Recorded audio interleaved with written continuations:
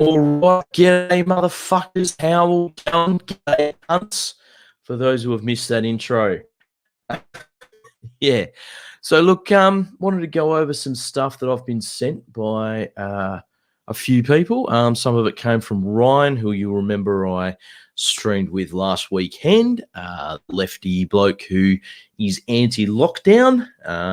And he did, he mentioned a few things about infection rates versus case rates, which we didn't have, didn't get sources for during the stream, but we did get them. Well, he did send them to me after the stream. So, yeah, we'll be going through a bit of that. Also wanted to look at a few conspiracy stuff. Up, Tom Sick, how you going, mate? But I'm going to try and bring as much energy to this as I possibly can. But look, apologies in advance.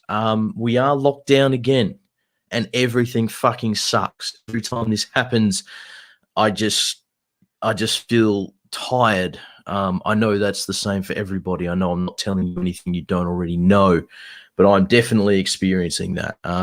It's been really, really shit. So the material here is perhaps a little dry. So we'll do our best to keep the energy up. But, yeah, we'll just have to see how we go.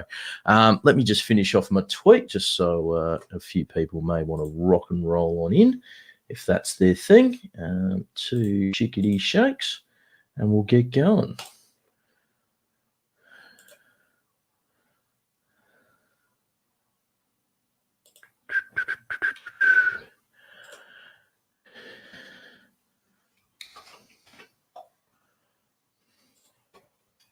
Cool. Diggity done. All right. So, yeah. So just for repetition's sake, noticing a few rolling in as we go. So, yeah, going to be going over some COVID sciencey stuff, some of the stuff that came out of the conversation with Ryan last week. Not just from Ryan, though, a few other sources that I've got as well. And I guess the overarching thing, like the conclusion that I'm coming to with all of this is probably not a shocking one for anyone, but it's basically that, look, even with the science stuff involved, even though there is potentially some new information in what Ryan gave us last weekend, the anti-lockdown position still comes down to a level of unproven conspiracy belief. And that is obviously a problem. But yeah, we'll see what everyone thinks. So, a preface. What I do want to say, and it's again an obvious point, but it's an important one, all right? None of us here are committing the time and the energy that's needed to be across the preponderance data on this issue, right? None of us probably even have the skills to properly critically analyze these papers. Like I do a bit of critical analysis of published papers as part of my degree.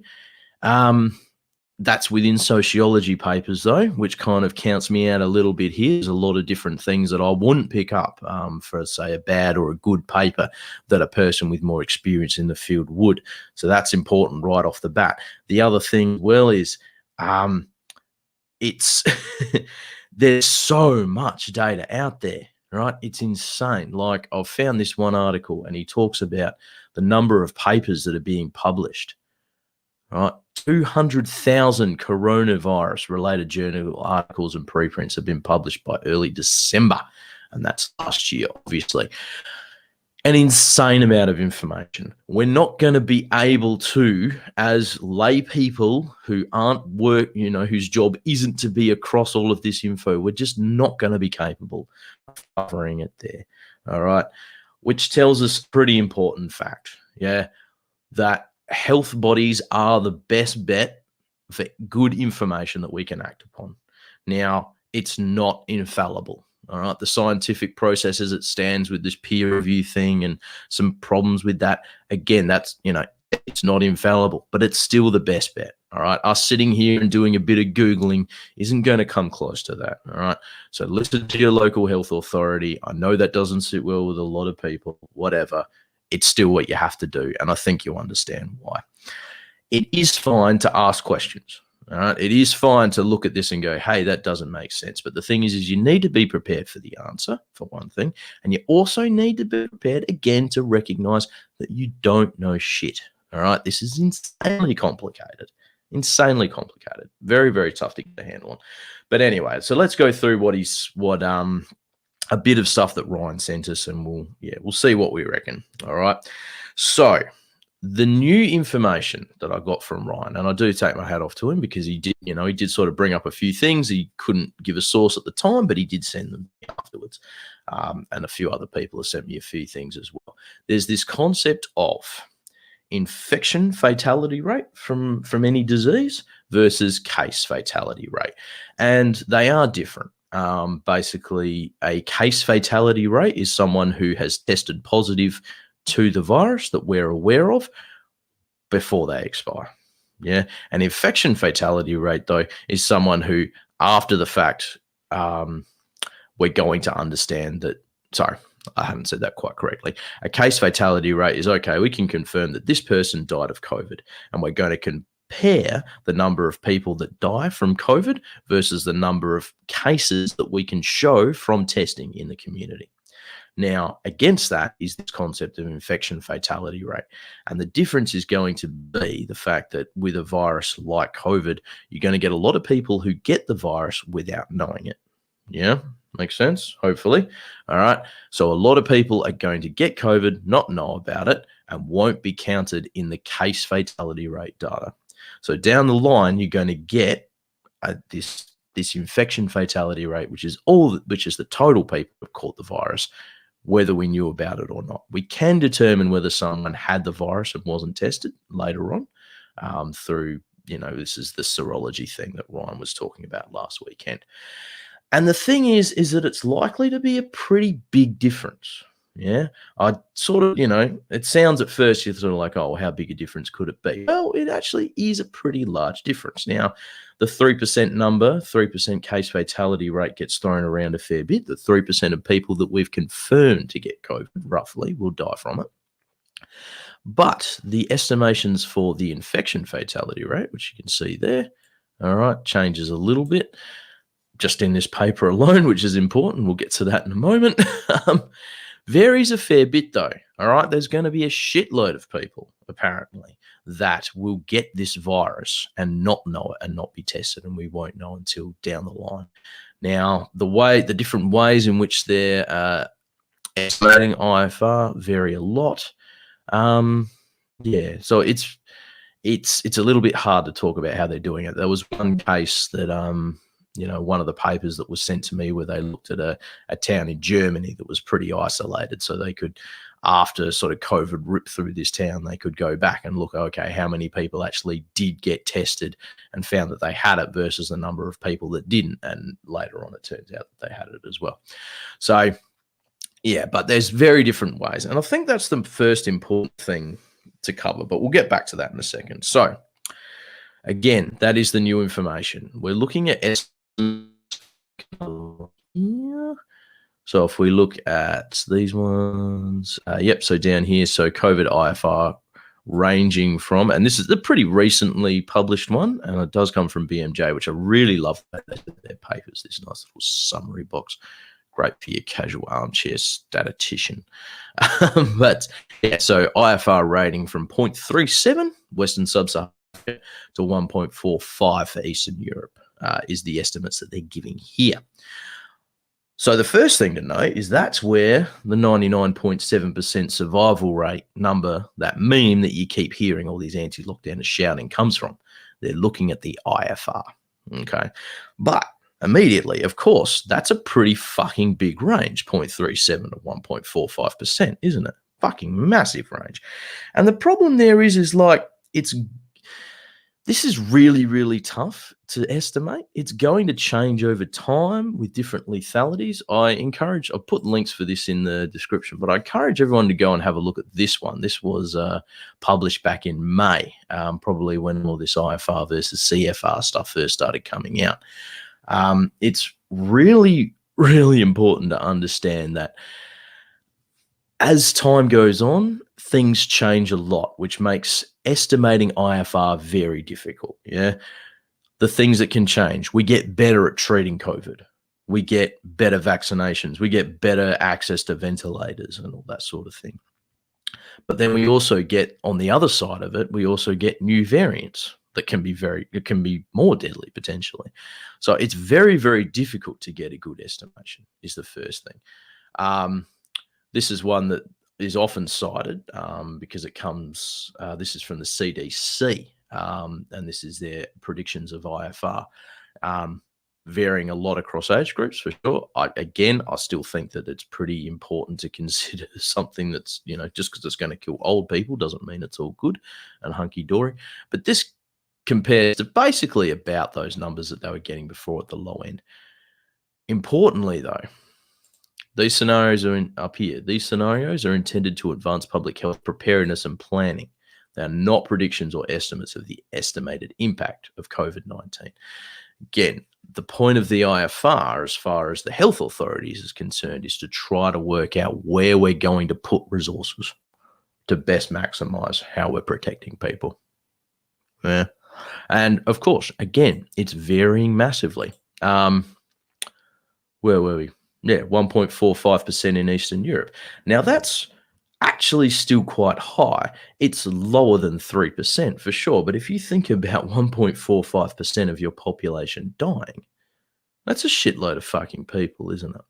So let's say, and I was reading estimates before as well, that sort of it's likely to be the infection fatality rate, so the number of people that die of COVID from the whole number of people that get it, rather than just the people that we know have gotten it from testing, in the West is likely to be about 1%. Is the rough estimate that people are getting at the moment. Now, 1% of Australia is 250,000 people, and that's far too many, right? So that's still a concerning number. Even the lower estimates, though, like if we were to say, all right, so 0.3% of people will die from COVID, that's on a global scale equivalent to the whole population of Australia. So even with this, it's still concerning. Perhaps it doesn't, maybe not as concerning as 3%, but that's still a shitload of people. And I warrant that that's still a reason to lock down, I would suggest. Anyway, let me just see if I've missed anything from my notes here. So, yep. Cool. All right, feel free to throw any questions in if you have them. Hopefully this should be pretty easy to follow, though. So, pretty bad, even if you're looking at IFR. Now, this is where the problem then comes from, that folks, again, not just Ryan, I want to make that clear, but the idea then becomes that because the media is promoting the case fatality rate versus the infection fatality rate, that this is then evidence of conspiracy.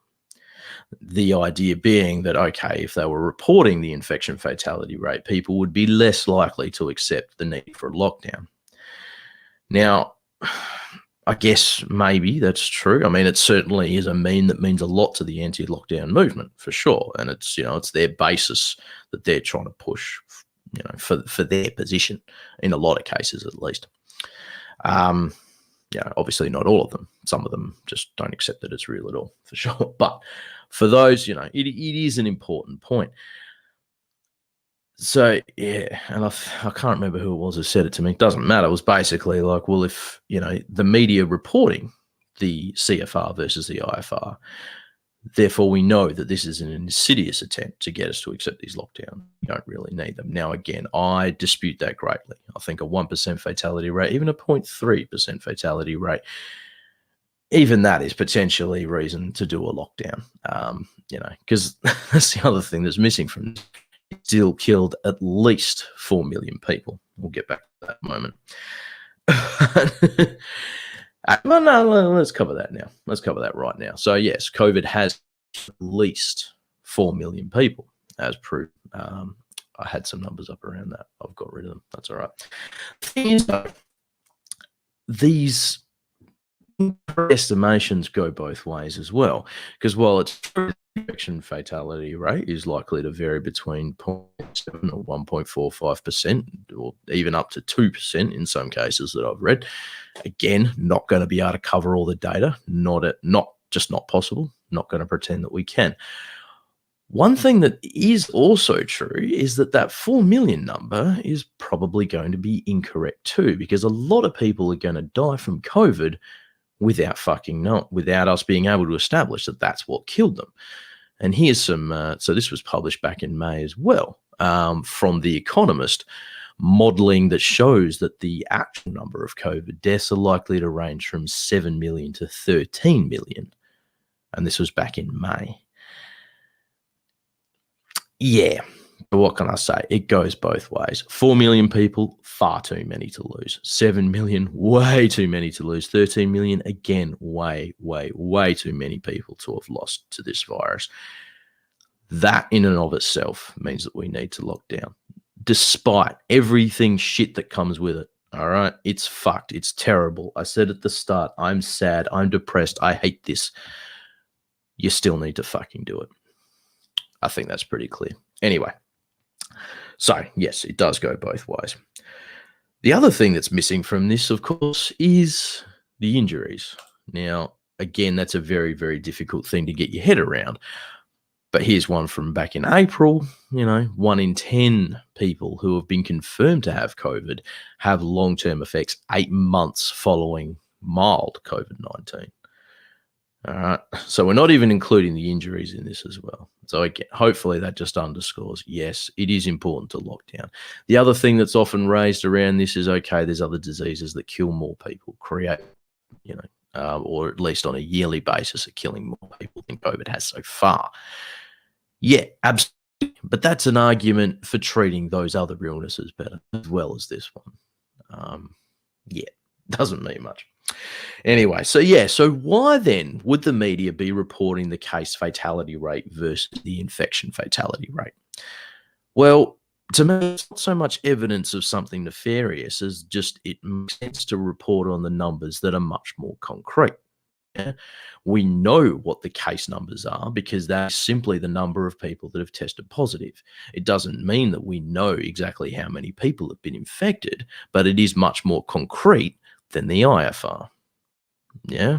And when you're a reporter who doesn't really understand this, talking to an audience that, again, doesn't understand it, it makes more sense to go with the number that is much more concrete. And I think it's probably makes sense to do it even with a reasonably savvy audience who understands this. Yeah, it's a much more concrete data point. It makes sense to report it. Same thing with the fatality rates. Yeah.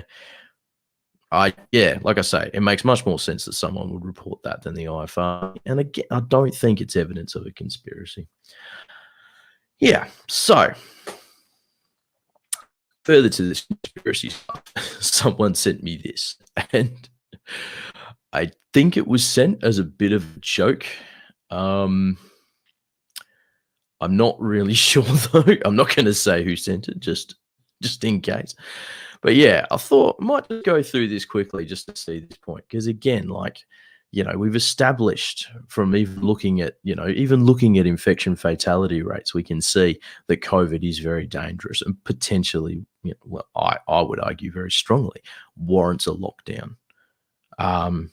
Moving from IFR versus CFR to we need, this is evidence of a conspiracy relies on this unproven idea that the media is reporting CFR than IFR because it's it makes people more willing to accept the lockdown.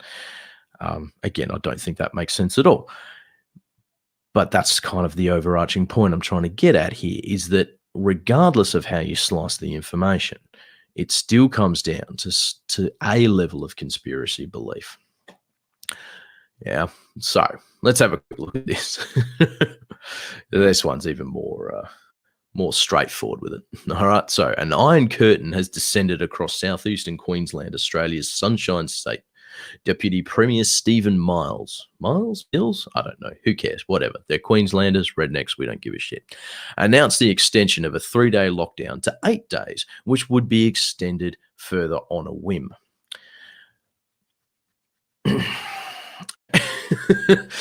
I don't think that's evidence of them trying to take over society. 8 days of lockdown. I really don't. Anyway, 11 local government areas stretching from the Gold Coast to in the south to the Sunshine Coast in the north have been condemned to lockdowns with stay-at-home orders in place, workplaces shuttered, and most small to medium-sized businesses threatened with state prosecution for opening. Face mask mandate rules arguably now cross the line of child abuse, with all students from year 7 to year 12 somehow being required to mask up, expressly restrictive oxygen flows, and risking nausea, dizziness, and worse. Notice that claim there isn't cited, and that's because that is a load of bullshit, right? Your oxygen rates in your blood do not drop as a result of you wearing a mask. There may be some extreme examples where you have trouble getting oxygen into your body to begin with, say emphysema, where they might decide, okay, maybe. But even then, all right, there's plenty of examples and even papers out there showing that no, your oxygen saturation levels do not drop as a result of you wearing a mask. Child abuse is not when it exists on a 13-year-old wearing a mask to protect their community from a virus. Yeah, it's hard to make a joke about that. I feel like I want to, but that is just so fucking hyperbolic, it's ridiculous. Anyway, this is allegedly in response to a 17-year-old who attends something, I'm not going to try and pronounce that rather, high school in Brisbane, testing positive in brackets to COVID-19. You can tell where this is going, can't you? Oh dear. Oh dear, I can't wait. All right, let's keep going. The notion that society is faced with a deadly plague which can be spread by healthy people with no symptoms is farcical. Well, and there it is. Yes, no, it can. That's how a lot of viruses spread. That's basically their MO. They spread while you don't show symptoms. That's how they spread. They have evolved to do it that way because it fucking works. Yeah, it's pretty much the nature of disease that once start showing symptoms, people stop associating with them, which makes it harder for you to spread. You definitely want, if you're, you know, we're getting out of the realms of, being biologically correct by, motivation to the virus, but that's fine. Want to spread well as a virus, you want a long incubation period. Just makes sense. All right. At best, the SARS-CoV-2 virus at all presents virtually no risk to working age and none at all to young people, let alone school children. It's just not fucking true. It's just not true. Virtually no risk. It has killed up to somewhere between 4 and 13 million people worldwide. That is not no risk. To say that it doesn't present any risk to children, well, the jury's out on that one. They will almost certainly survive. Injuries, though, is a different story. And so at this point, I just want to say that this is supposedly Red Fire, Workers of the World Unite. This is supposed to be a left-wing source. This is no kind of leftism that I'm ever going to ascribe to. All right, COVID-19 is a pseudo-pandemic. Let's check their source on that. I would love to see their source.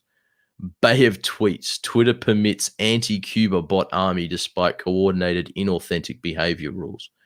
Sputnik International. So the proof... I don't even need to open that to see. That's just ridiculous. The proof that COVID isn't real is the fact that Twitter has permitted an anti-Cuba bot army. Concerning news, but not related to COVID. Let's go back. Oh, God. There's no way we're getting through all of this, is there? Holy shit. We'll just go until I'm bored. How's that? Oh, fuck me. This is long as hell. Jesus Christ. All right. The fake COVID pandemic is fueled by a corporate media barrage so intense it has swindled legions of the most highly educated professionals in many fields. Relentless propaganda from politicians and big tech-dominated social media has created societal conditions where logical fallacies are repeated, often simply to avoid the ominous threat of social... what the fuck is that word? Yeah, you're very smart. Good job, Thesaurus. or outright ostracism. I'm guessing, yeah, whatever. We know what they're getting at. Do you have an example? An example would be nice. No? Okay, cool. Let's keep going. Cases, workers have little choice but to go along with the COVID narrative just to remain in.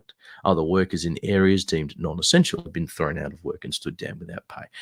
And that is an important point. All right.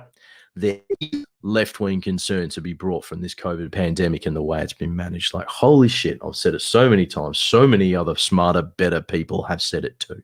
That is fucked up. The fact that there are people who, as a result of this pandemic, are not sure what they're going to do to survive and get the things that they need is absolutely fucked. And it's fucked when the wealth of billionaires in this country increased by 50% during 2020. Completely fucking ass backwards. It's disgusting. That doesn't mean that the virus isn't real, though. I just wish you guys could put your fucking effort where it's needed. And I guess that's kind of, yeah. Anyway, I was about to go on a tangent there. I won't do it. All right. The claims that some high school student contracted, which risks an outbreak of the highly infectious Delta variant, are little more than a tissue of lies. As are the claims that lockdowns, face masks, and COVID vaccines work in inverted. What do you mean, work in inverted commas? That's. Oh God, to help contain a virulent disease. Such prattle is only part of the ideology of lockdown fascism, which at its roots has origins which are economic and political rather than scientific and medical. And this again is where I say it's coming down to this level of conspiracy belief. Yeah. If of course, I mean, there's conspiracy in the idea that COVID is a fake thing. But then there's another level there, isn't there, where they're looking at this and seeing the thin end of the wedge of fascism. And look, I cannot stress enough how little it makes sense for a neoliberal state to be concerned with, to be choosing the method of increasing its power to fuck with the neoliberal order, right? Lockdowns do not serve the neoliberal order, right? It actually creates an environment in which there's a very good argument for the breakdown of the neoliberal order. Yes, the billionaires have gotten richer, but when we look at the welfare state and its need to support people, suddenly we've got a much stronger argument for people's ability to work shouldn't define, or ability to find work even, shouldn't be a difference between them getting fed and not. It doesn't make any sense at all for the neoliberal establishment to decide that this is its route of increasing its power. Not at all. Not a fucking jot. All right. Like I said, it makes the argument the other way. And in fact, I would argue very strongly that that's why at the start of the pandemic, we did see JobKeeper payments coming through. We did see these things like, just this massive increase in welfare because they understood, and I would argue this very strongly, they understood that this exposed the problems with the system and the problem with the ideology that people need to work to earn the right to live. Right? They were hoping that it wasn't going to go on that long. If they could provide people the welfare that they needed, you don't get that sudden glut of people who understand that the system doesn't actually really give a fuck about them. Right? So, yeah, I would argue that it goes the other way. Absolutely. Where were we up to? Lockdowns are a component reset where capitalism self-inflicts partial economic destruction in a vain attempt to restart itself after more than a decade of flatlining stagnation. Again, those in charge do not seem at all interested in applying anything relating to a great reset. They will just continue to get whatever they can. And they've shown that over and over and over. They're not concerned with keeping capitalism healthy. If they were, they'd be pushing for state funding into things like, well, for the American example, the Great New Deal. All right, they don't give a shit about that sort of thing. They just want to take as much as they can. They don't need a great reset to do that. All right. The global financial crisis, which was not global at all, given that the People's Republic of China was barely affected. Debatable, but okay. In 2008 was the third slump, which set the stage for Western economic contraction and the subsequent drive to imperialist wars of regime change in Libya, Syria, and Ukraine, amongst many other countries. Is it the suggestion here that the GFC was engineered? I'd love to see some proof of that. Anyway, during the 2010s, workers' wages in the West barely increased at all. Yep. Leading even some employer associations into calling for wage increases. Yep, absolutely. I'm not sure that we need the exclamation point there, but that's fine. Absolutely, that is true. The people that want to preserve capitalism will do their best to maintain that. There are those internal contradictions that capitalism relies upon, that you get this massive increase in wealth disparity, that the system does fail. There are those who understand that. That's fine. And those who want to preserve capitalism and the way things currently function will often push for a wage increase and those things. Yep. This is the background which point to some of the real and underlying reasons for the COVID lockdowns from 2020 onwards. Yeah, look, I'm not going to keep going through it. Whatever. If the best way for them to increase their power is a coordinated worldwide myth around a virus, that somehow all of these world powers who are at each other's throats are somehow going to come together to cooperate on spreading a false narrative, then they've already got all the fucking power they need. Right? This is not how they should be increasing their power. And again, we're talking here, it's not global because the People's Republic of China was barely affected. Okay, so we're putting the People's Republic of China outside of this global conspiracy, but the PRC is where the virus originated. A lot of people died from COVID in China. It just doesn't make sense. It really doesn't. Whatever. We're not going to convince them out of their conspiracy stuff. I know that's very difficult. I went through a period of 9/11 trutherism myself. And I understand that it was gentleness in my own thinking that got me out of that. None of this, being made fun of didn't help in that regard. Let's just say here to do it. But it's just, again, we're here to demonstrate the idea that the anti-lockdown movement at its core does rely on whether it's just, it's not as bad as we think it is, and they're not telling us the complete truth in the media, or whether it's the virus doesn't exist and this is the thin end of the wedge of fascism, relies on a level of conspiracy theory. All right, what have we got? As a lefty Queenslander who has never heard of red fire, I find this very suspicious. Yes, well, and that was my first thing. I did think that straight away. Like I said, I'm thinking that the person who sent this to me sent it as a fucking joke, and it was just a little bit too nuanced for me to quite grab it, because when I first saw it, I was just very disappointed in the person who sent it to me. Yeah, this is quite possibly something of a psyop. Isn't China having a massive lockdown at the moment? I believe they are. Yeah, and they're having, I believe, Delta causing them some problems. DLAT. Fucking hell. But, 40 Chinese cities. Spreading pretty broadly. Absolutely. Absolutely. That is very true. Yeah, it's not really like an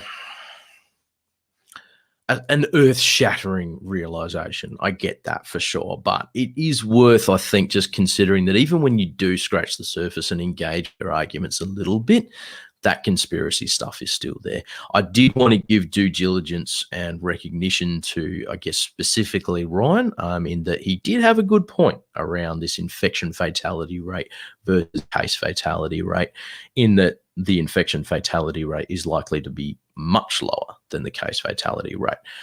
But again, That doesn't change the fact that we need to lock down at all. All right. It's still a very dangerous disease. It's still very likely to cause a shitload of injuries as well as a shitload of fatalities. It's still worth doing what we're doing.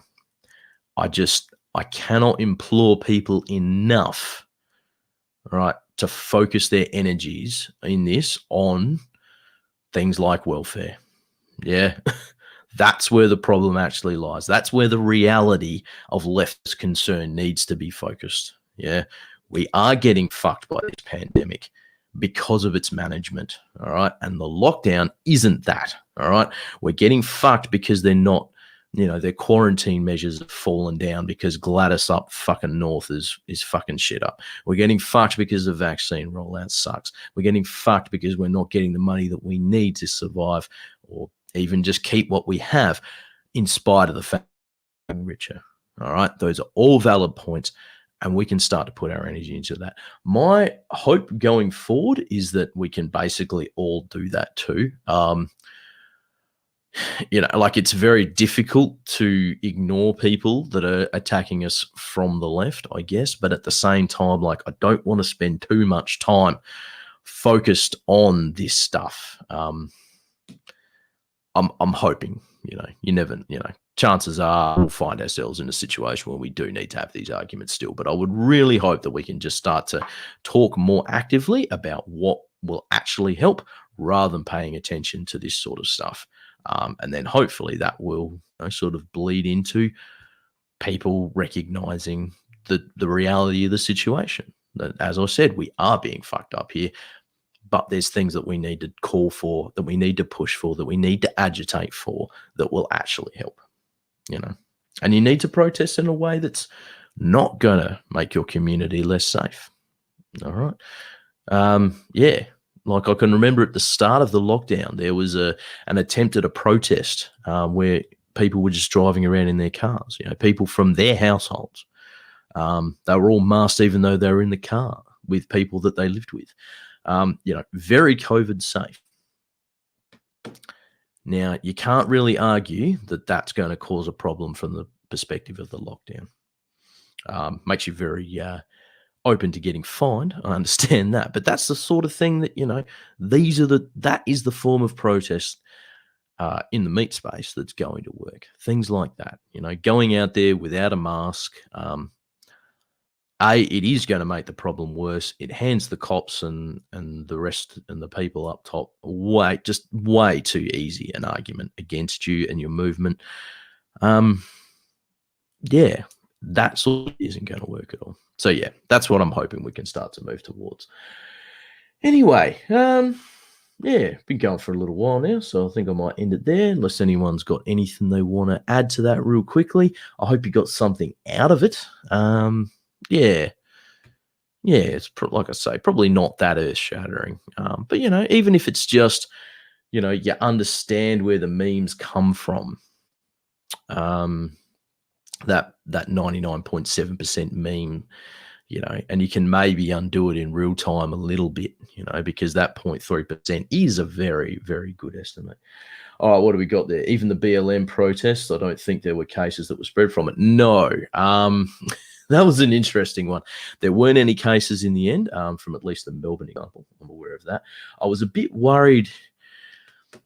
I was in two minds about the whole thing. I thought, definitely I can see why there was a need for that protest. But at the same time, there was a risk because masks aren't 100%. And if there was a case that came from that, that would have really made the movement look bad.